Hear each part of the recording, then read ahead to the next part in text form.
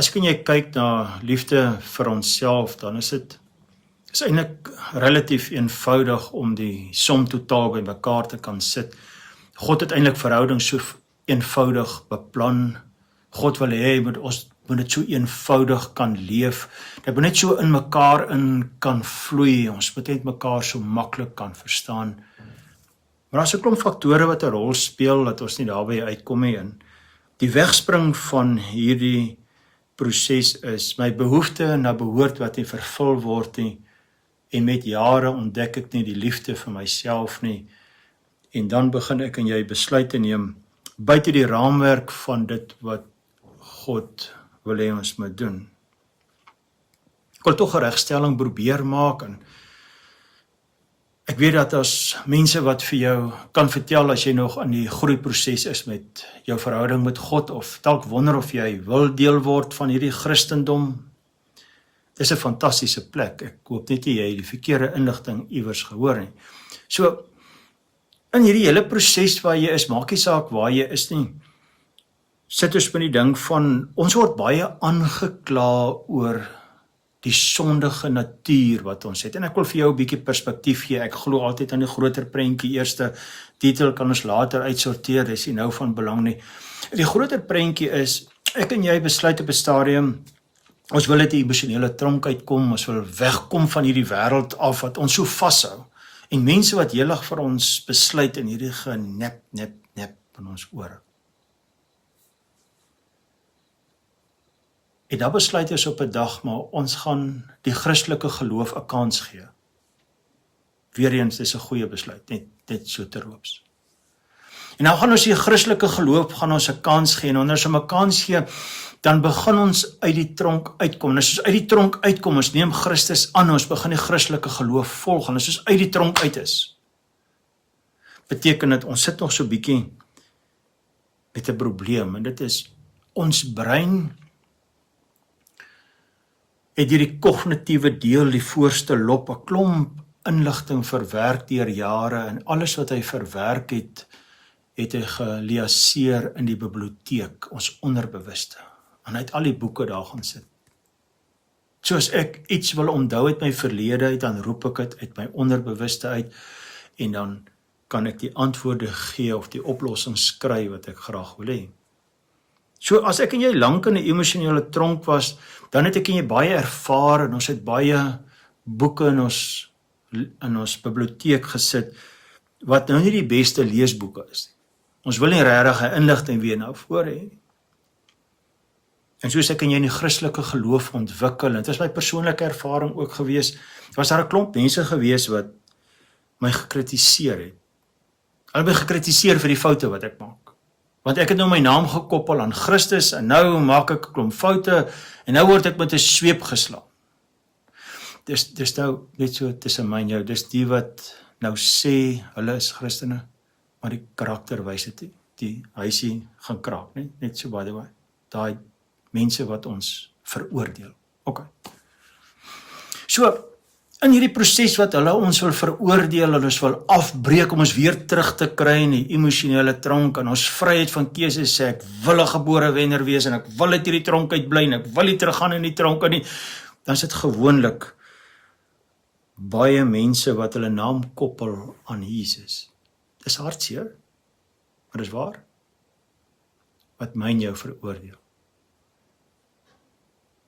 En wanneer ek en jy veroordeel word in daai proses, dan kan ons baie maklik verkeerd verstaan, want hulle oordeel ons, jy doen sonde, jy sondig, jy mag nie sondig nie, jy mag nie die nie, jy mag nie daai nie.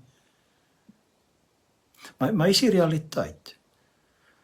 Baie van die mense verstaan die woord van God verkeerd in my opinie.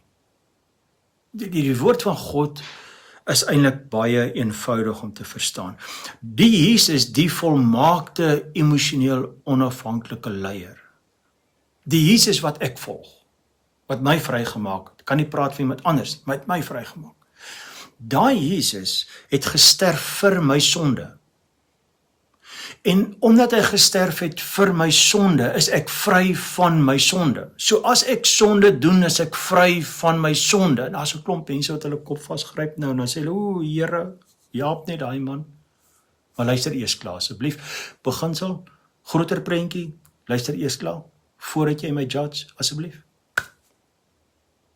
Hy het gesterf vir ons sonde. So wanneer ek en jy sondig, het Jesus ons sonde uitgewas. Die sonde is nie meer vir Jesus die probleem nie. Die probleem wat Jesus het is, hy seën net gehoorsaamheid.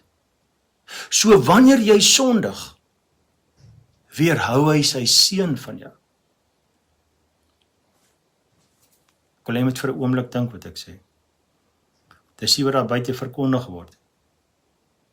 Dis my opinie. Dis wat my vrygemaak het. Die dag toe ek besef, Jesus, God en die Heilige Gees, die Vader, die Seun, die Heilige Gees, hulle seën gehoorsaamheid. Hulle straf nie my sonde nie. Want as hulle my moet straf vir my sonde, sal ek nooit uit daai emosionele tronk uit kon kom nie. En as jy in die kategorie van sonde val waar ek was, waar ek regtig nogal baie sterk sondige natuur gehad het, dan sal jy weet dis onmoontlik om uit te kom. Maar Jesus het die sonde vergewe en toe het hy vir my gesê, Andries, om 'n liefde vir jouself te ontwikkel, moet asseblief nie sondig nie, want ek seën gehoorsaamheid. En as jy sondig, dan weerhou jy my seën van jou.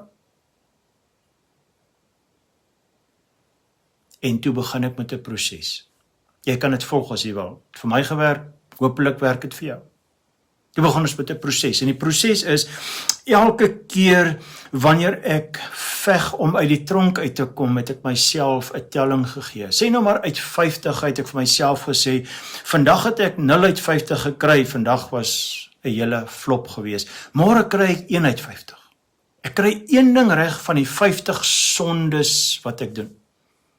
En ek het begin fokus op daai een ding wat ek reg doen, wat vir my 'n selfwaarde gee. En toe kom die wêreld en hulle kritiseer my vir die 49 en hulle gooi die vingertjie, daai oordeel wat hulle so lekker kan doen. Maar ek is op die kruispad, ek het my kruis gevat, ek weet mense gaan my kritiseer. Die mense wat ek eendag kan help om gesond te kom, dis hulle wat my nou kritiseer. En dan kry ek 2 uit 50 en dan kry ek 5 uit 50 en dan fokus ek so op hierdie 5 uit 50. Ek is so opgewonde oor hierdie 5 uit 50 wat ek reg kry en dan hoor ek net hierdie gedonder weer hier van die ander kant af. 45 sondes wat jy doen, is maar net 'n hipotetiese voorbeeld wat ek gebruik. En so groei ek na 7 toe en so groei ek na 15 toe en so kritiseer hulle nog steeds. Ek moet my kruis vat en ek moet deur hierdie proses moet ek veg, want my einddoel is ek wil 'n liefde vir myself kan ontwikkel. En wanneer ek hierso by 26, 7, 28 uit 50, ek begin meer reg doen as ek verkeerd doen, dan begin die momentum aan my kant kom.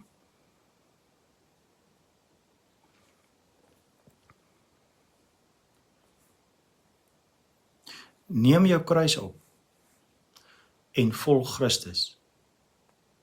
Weerhou jouself van sonde, sodat die seën van God oor jou lewe kan kom.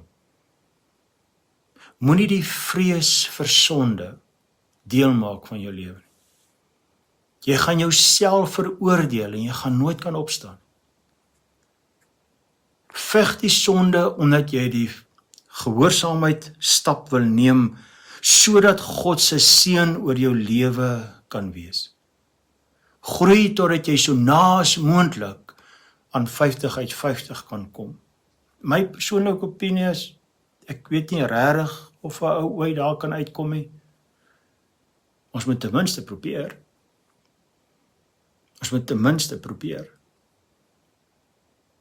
Moenie laat die wêreld vir jou vertel jy's niks werd nie.